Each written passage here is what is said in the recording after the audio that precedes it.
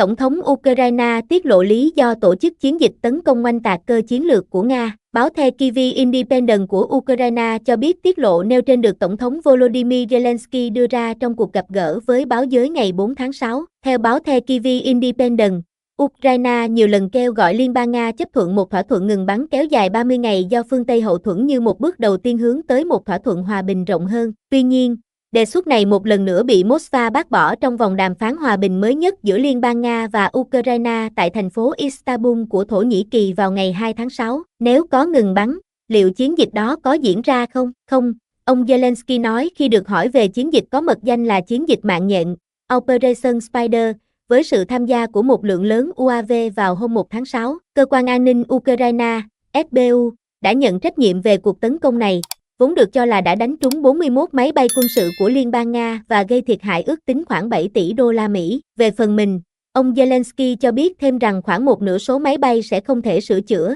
trong khi những chiếc còn lại sẽ mất rất nhiều thời gian để đưa trở lại hoạt động. Khi được hỏi về phản ứng tiềm năng từ Tổng thống Mỹ Donald Trump, Tổng thống Ukraine nói rằng ông không biết về bất kỳ phát ngôn công khai nào. Trong khi đó, vào ngày 3 tháng 6, ông Kellock lưu ý rằng phản ứng của Liên bang Nga trước các cuộc tấn công kiểu này là điều không thể đoán trước, và chính điều đó là thứ mà Mỹ đang cố gắng tránh bằng mọi giá, bởi đạt đến mức độ leo thang như vậy là không thể chấp nhận được. Phát biểu trên Fox News, ông Kellock giải thích rằng trong các cuộc đàm phán trực tiếp ban đầu giữa Ukraine và Liên bang Nga, phía Ukraine đã đưa ra các đề xuất gây hợp lý, trong khi Liên bang Nga lại đưa ra những yêu sách gây tối đa hóa. Ông Kellock nói rằng cuộc tấn công bằng UAV vừa qua cho thấy Ukraine có khả năng đánh trúng các mục tiêu sâu trong lãnh thổ Liên bang Nga. Ông Kellock nhấn mạnh rằng chiến tranh hiện đại đã bước sang một giai đoạn mới do công nghệ UAV quyết định, và cả Mỹ cùng đồng minh đều phải thích ứng với thực tế này. Theo ông Kellock, trọng tâm của vụ tấn công bằng UAV hôm 1 tháng 6 không chỉ là thiệt hại vật lý đối với các máy bay như Tu-95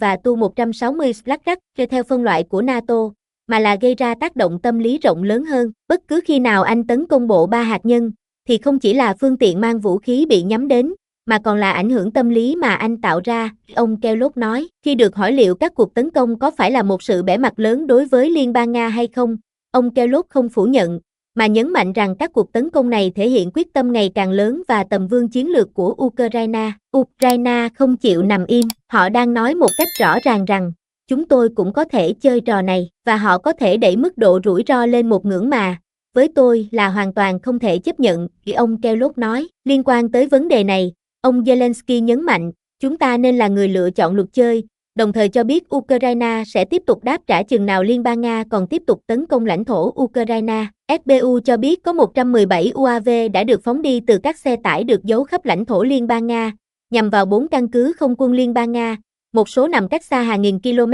từ biên giới Nga-Ukraine. Các cơ sở bị tấn công được cho là nơi đặt các máy bay ném bom Tu-95 và Tu-22M3, những loại máy bay chủ lực mang tên lửa hành trình tầm xa được Moscow sử dụng trong các cuộc không kích vào các thành phố Ukraine. Nói về các cuộc đàm phán hòa bình gần đây, ông Zelensky đã bác bỏ sự tham gia của Liên bang Nga, gọi đó là ngoại giao giả tạo và gọi bản ghi nhớ hòa bình mà Liên bang Nga trình bày là một ghê tối hậu thư. Liên bang Nga đã sử dụng cuộc đàm phán để liệt kê các điều kiện hòa bình của mình, được cho là bao gồm công nhận chính thức việc Liên bang Nga chiếm đóng các vùng lãnh thổ Ukraine, Ukraine rút hoàn toàn khỏi 4 vùng đang bị Liên bang Nga kiểm soát một phần, cấm Ukraine gia nhập Tổ chức Hiệp ước Bắc Đại Tây Dương, NATO, giới hạn quân đội, và các yêu cầu khác. Giống như vòng đàm phán đầu tiên vào ngày 16 tháng 5, cuộc đàm phán hôm 2 tháng 6 cũng kết thúc mà không đạt được tiến triển rõ rệt nào hướng tới một lệnh ngừng bắn lâu dài hay một thỏa thuận hòa bình. Thay vào đó, hai bên chỉ đạt được đồng thuận về một đợt trao đổi tù binh mới, có thể liên quan đến khoảng 1.200 tù nhân mỗi bên. Về phía Liên bang Nga, theo Điện Kremlin, Tổng thống Vladimir Putin đã biết về loạt tấn công của Ukraine vào lãnh thổ Liên bang Nga và vụ việc đang được điều tra. Chúng tôi đã nói rằng Tổng thống nhận được thông tin về vụ việc qua mạng. Như các bạn biết, một cuộc điều tra đang được tiến hành, do Ủy ban điều tra Liên bang Nga mở, và Bộ Quốc phòng cũng đã đưa ra tuyên bố tương ứng. Tôi đề xuất nên chờ kết quả điều tra và tập trung vào nội dung của tuyên bố từ Bộ Quốc phòng Nga, ông Peskov nói, theo hãng thông tấn TASS tối ngày 3 tháng 6. Trước đó, vào ngày 31 tháng 5, một vụ nổ đã khiến đầu máy và các toa tàu của một đoàn tàu chở khách trật đường ray ở vùng Bryansk, khiến 7 người thiệt mạng và 104 người bị thương. Đến ngày 1 tháng 6, một cây cầu đường sắt ở vùng Kursk bị phá hủy, khiến một đoàn tàu đang chạy lao xuống đường cao tốc, người lái tàu và 2 phụ tá bị thương. Đặc biệt, các cuộc tấn công quy mô lớn bằng UAV hôm 1 tháng 6 được SBU thực hiện, nhắm vào 5 sân bay trên khắp nước Nga,